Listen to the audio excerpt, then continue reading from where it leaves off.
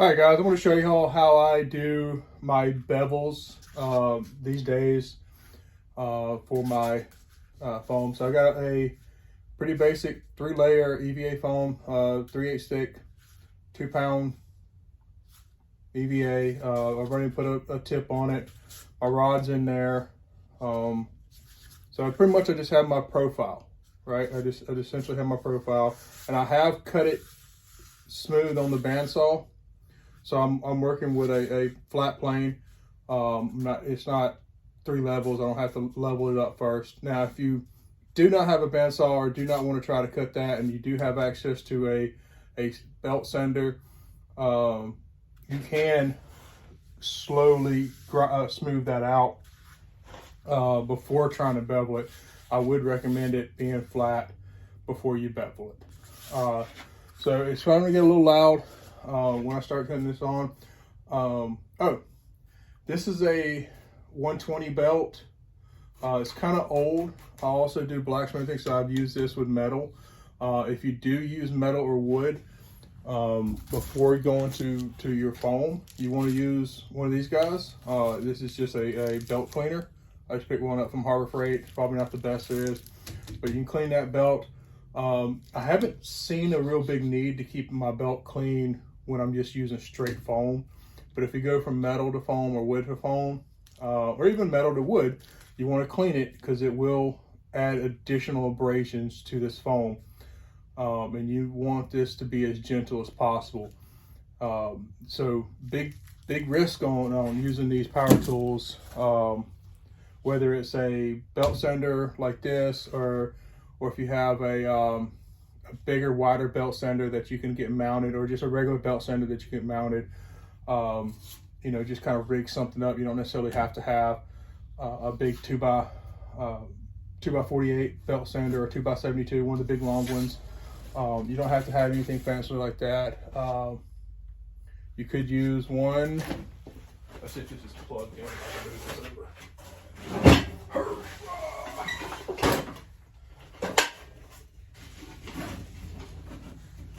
Sorry about this, guys. So this is what I used to use. Just a regular belt sander that I got at Harbor Freight. So it's got a big wide belt. I didn't like the wide belt because it wanted to eat more material than I liked. Even when I use that one, I use the highest grits you can get. Like I said, I'm running 120 on this one. It would be okay if you did 200 or something of that nature. Another thing I have done, I'm gonna move my belt. So I have another belt sander here. I've actually cut a piece of one of the big wide ones. I cut it down to be a smaller one, and I use this top part. So this is what I was using. I use that top part there as my bevel. And it'll make more sense here in a second. Let me get that back to where I see. So this bottom of this wheel, so this bottom of this wheel is where I'm gonna be doing most of my work when I'm making my bevels. So I'm making my bevels to roughly 45 degree.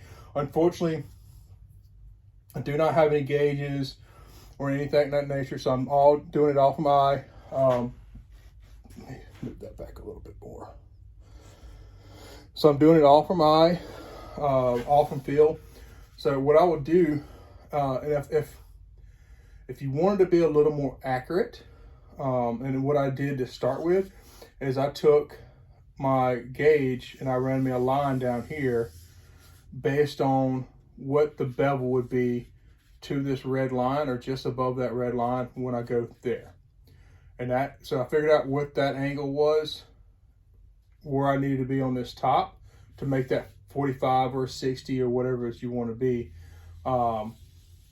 60 it gives it a better look, but you do not want to go too far. You don't want to go too sharp on these points. They got to be blunt. You can't go too sharp. So, all right, it's going to get a little loud. Headphones are noise canceling, so it will help with that after a moment. So yeah, I'm going to show you what I do. I'm just going to go nice, slow, and easy. You probably can't tell, but I'm holding I'm not going straight flat. I'm not going flat like this to the bandsaw or to the sander. I'm going at an angle. And I'm going to try to maintain that angle as I go down. I'm not worried about my tip right now. We'll do that separate. I'm just going down that edge. Alright.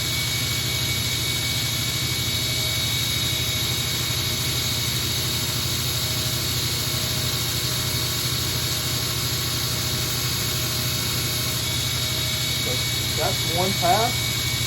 That's one pass. I did not go aggressive, and I got more I can take off. You probably can't tell it, but it's a little wavy. That's fine. I can go another pass, but I can't add more foam to it. So it's easier to go a little less high. But you know, I was saying it's got a pretty decent shape to it already. As you can tell, it's got a decent shape to it. So I'm gonna make a second pass, and this is where I really want to go nice and slow and easy. I'm not putting almost any pressure to it, and I'm letting it almost pull it out of my hand. Alright, so already that's got a lot better. And if I had drawn a line up here, or the gauge, I can use that to try to keep along. So my line's decent, but it's got some weight to it. But if I had to put a Sharpie line to there, it would have made it a lot easier to maintain that deal. So I flipped it completely over. Now I'm going tip part first. And I'm going to try to, I'm going to do the same thing on this side.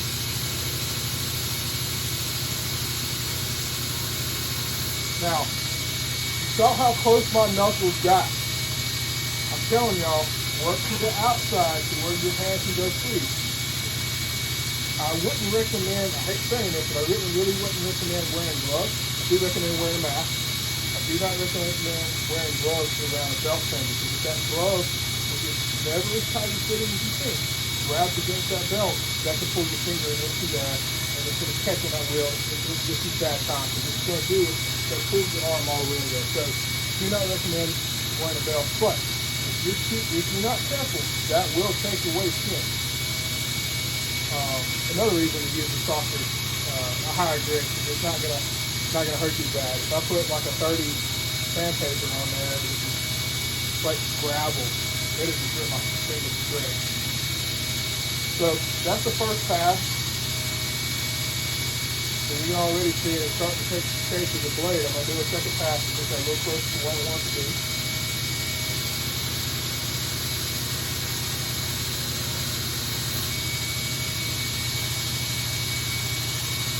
See that? We got pretty much an edge. Now I'm going to flip it and do the other side.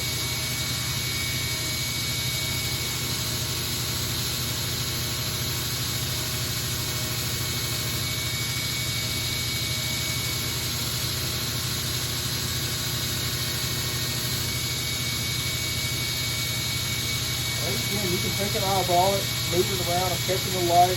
I'm a little thick right here, so I'm going to take just a gentle pass.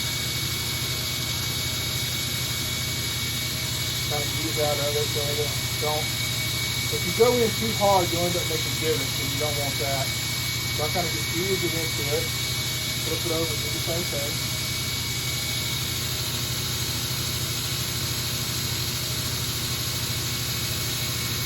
Again, I'm being careful with my fingers on this outside of this belt.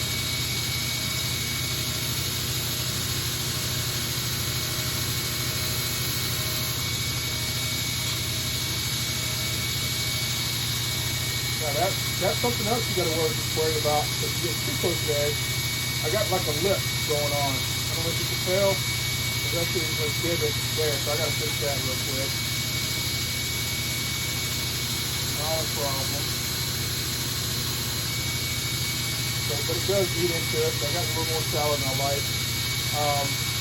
So the hard part, the only kind of gotcha I found from doing this tip is you can't keep the same angle you had your arm, so you don't get the same feel.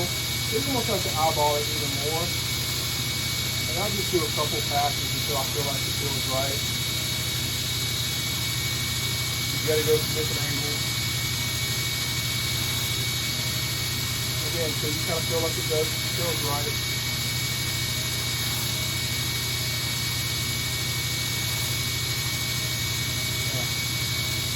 Feel real gentle, real light passes. I gotta need to do a little bit more on this side. There we go. Not bad, not bad.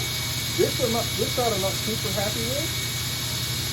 I went too far to fix that little rip we had on all those. Went too far, but that's not too bad.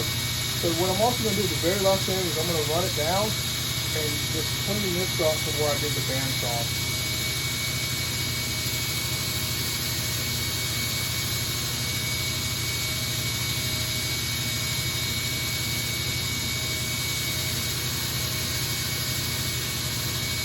And if you also you got it too sharp,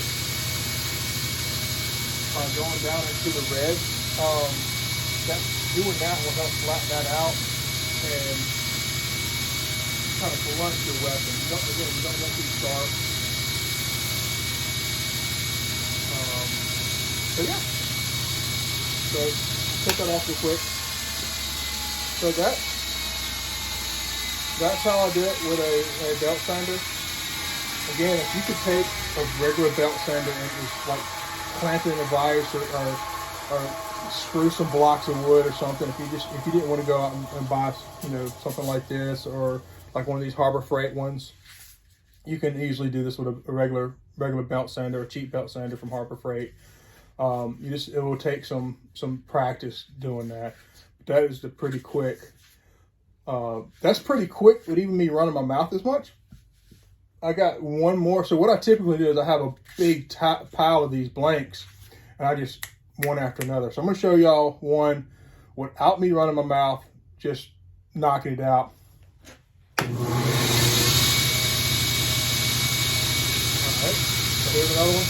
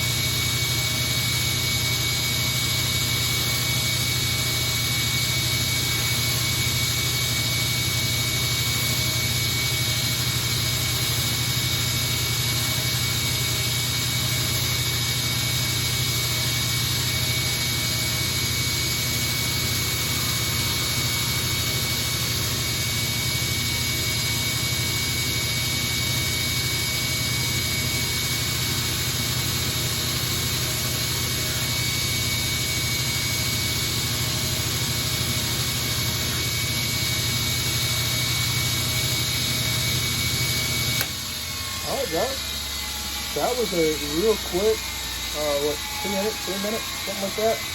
I have a little issue down here at the bottom. I don't know what was going on, but that's all right.